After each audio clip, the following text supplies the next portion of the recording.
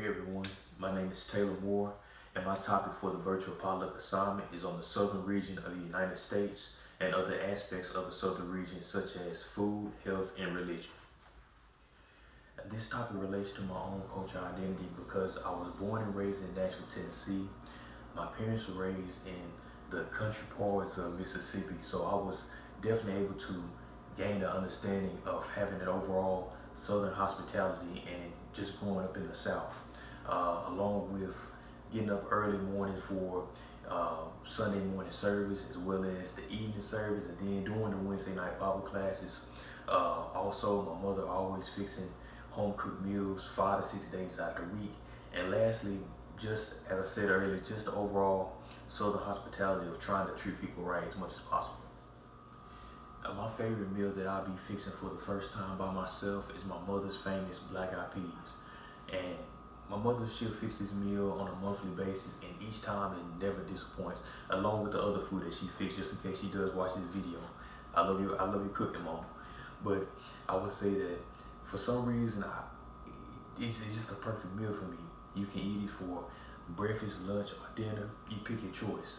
And also, if you like me, you can add a little brown sugar onto it to kind of sweeten it up just a little bit. I know my father, he'll just eat it without the sugar most of the time, but for me, I have to have a little sugar in it just to kind of jazz it up a little bit. See here, I have majority of my ingredients for the black eyed peas meal. Of course, looking to the right, we have the fat back along with the black eyed peas.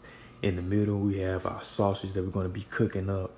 And then on our left, we have our cornmeal mix, the buttermilk, eggs, and the vegetable oil to prepare the cornbread to go along with the meal. Black eyed peas take approximately an hour and a half to cook, so I started off by preparing those items first before I started working on the cornbread and the sausage.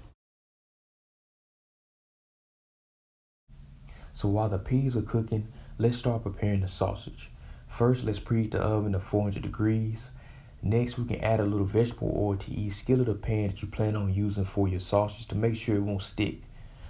Next, you can remove your sausage from your package and make your own desired portion size patties.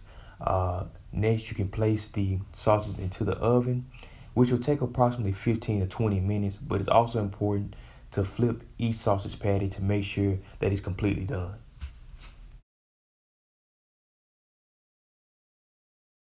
Last but not least, it's time to fix the cornbread. First, preheat the oven to 450 degrees, which shouldn't take long because we just used it for the sausage.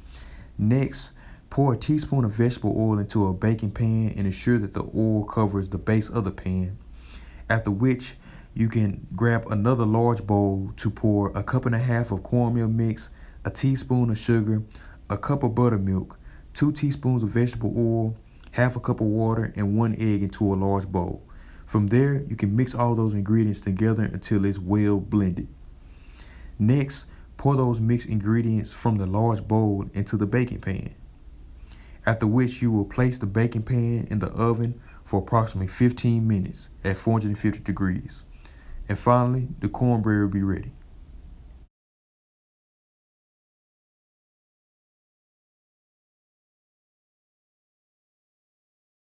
Finally, check on the peas again, stir them around a little bit, and now it looks like it's time to eat.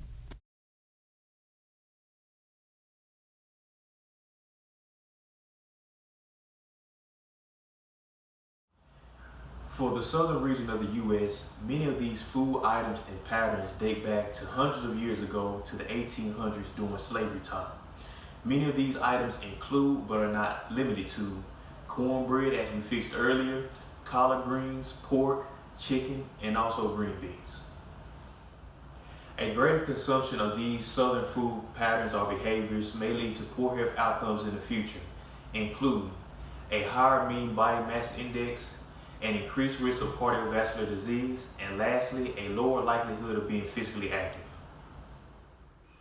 Lastly, some families in the South, depending on their traditions and cultures, may view that their food may be recognized and viewed as a barrier to healthy eating. Also, it's important to note that a family's income and also the increased availability of unprocessed foods may lead to changes in food cultures in the future.